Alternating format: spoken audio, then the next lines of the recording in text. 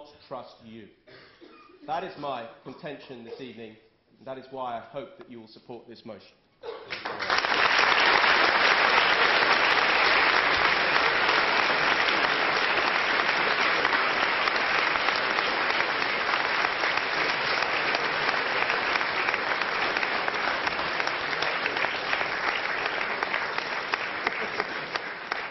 Thank you very much.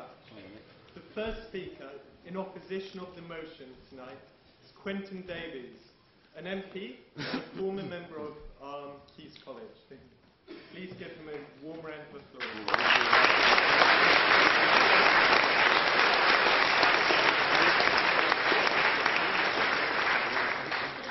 Well, Mr. President, thank you for inviting me here again, and thank you for inviting me with my several Conservative friends and some new Labour friends here.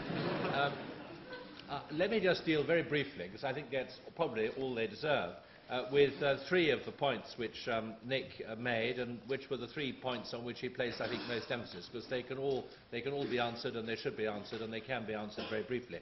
On prisons, Nick, you said the government hadn't built enough prisons. No doubt it would be a good idea to build more prisons.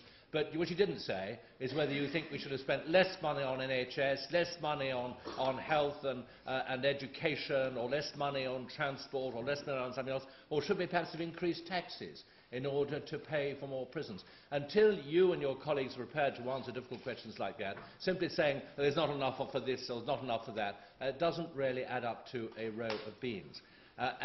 Nick, what you also didn't mention is that the crime rate has come down. The crime rate has come down and continues to come down under Labour. So having mentioned prisons, it might have been fair to mention that. Then the business of deporting prisoners.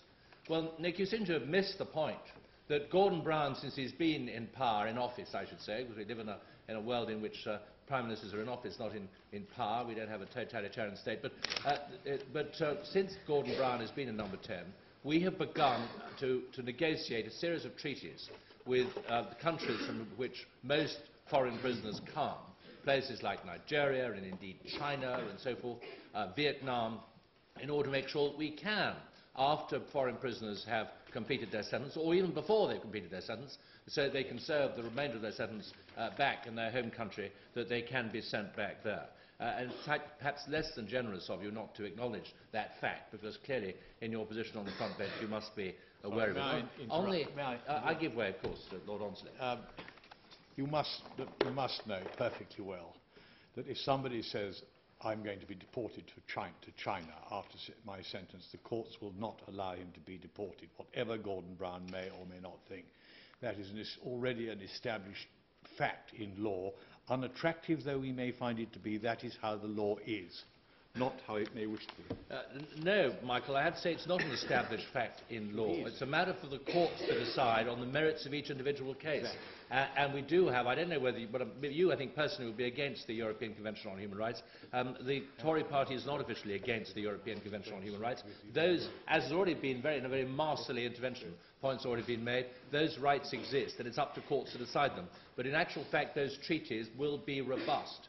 And I'm quite sure that in a very large number of cases, no doubt I hope in all of these cases, the courts will allow those treaties to have effect. But that is what's happened. Not true to say nothing has been done about that. And finally, the EU Constitution.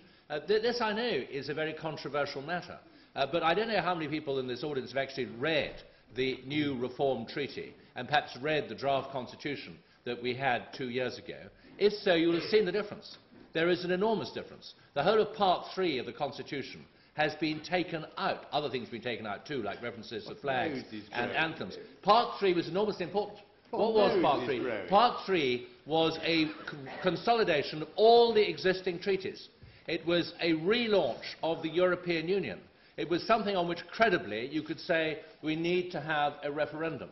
To have a referendum on just any treaty, first of all, can't make sense, because you can't conduct your international business on that basis. A referendum doesn't tell you what the public really think. You don't know from the result of a yes or no vote in a referendum whether the public may like Clause 19 but don't like Clause 36, or prepared to tolerate Clause 17 but they don't like Clause 42. And what is more, what is quite clear about the Tories is that their commitment to having referenda on European treaties started the day they went into opposition. There was never any question at all of them having referenda on European treaties, or any other treaty for that matter, in the days when they were actually in office. So I'm afraid to say you have a very considerable credibility gap in advancing that argument. Of course, I give way to Ian Duncan-Smith. First of all, he knows very well that I've always voted for referendums throughout the whole of my time in Parliament, but I don't understand something, and perhaps he could clarify it for everybody here. If you ask the public whether they want this treaty or they don't, and they give a yes or a no, what's unknown about that answer?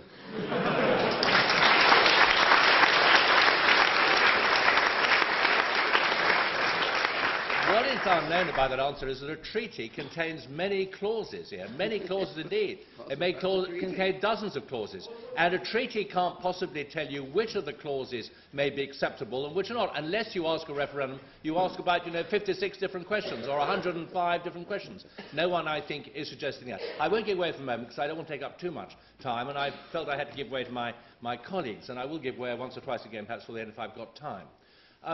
Before I go any further, I've dealt with Nick's points. I just want to make one very important point. I may be saying in the course of my remarks some unflattering things about the Tory party. I don't suppose that will surprise you, and I hope it doesn't shock you too much. But none of that reduces my sense of great respect for the three Tories we have right here. I will be saying, and I do genuinely believe, that the Tory party as an institution, in its present form, collectively, doesn't actually stand for anything or doesn't believe in anything, doesn't know what it does believe in. I think it's a very serious problem for a political party in a democracy, a very undesirable state for a political party to get into. But I've never suggested, never said, never thought, and I'm not going to say tonight that no Tory believes in anything, and that would certainly not be true of the three very distinguished Tories we have here. Nick Herbert's the one I've known less long. He's been in the House of Commons less long. He ran a distinguished think tank before he got into the House. I'm sure he takes his political ideas seriously. Ian Duncan-Smith, without the slightest doubt, is one of the most distinguished people in our public life, from having been not just merely leader of the opposition, but for the enormous work he's done on disadvantaged people in groups in our society, which has influenced all of us in our thinking on that subject, Ian, and you know it, and it's right that I should acknowledge that. I served in your shadow cabinet, and I was proud and pleased to do so. I disagreed with you from time to time, and you were usually about Europe, and you were very sympathetic. But nevertheless, I always knew that you were a man who deeply thought through what you believed in, and it was always clear to all of your colleagues and the whole of the party and the whole of the country what you did believe in. And those were fine qualities, qualities which you may look for with some nostalgia and some regret in the present Conservative Party. Michael Onslow, I'm not sure I've ever agreed with about anything with Michael. We've had some very interesting and stimulating conversations. Michael has two claims to distinction in my eyes. One is he's probably the most politically incorrect human being I know, except for a few people who sort of prop up the bars in Conservative clubs up and down the country. But Michael is much more intelligent and lucid than they are. The second thing is that Michael is probably the last living representative of the Tory party of the 18th century. I'm tempted to say, that he'd get on very well with the Earl of Bute or with Bolingbroke. But actually, I think that probably both of those two might occasionally be shocked by the degree of the reactionary views expressed by Michael. But I think Michael would have got on very well indeed with Louis XV.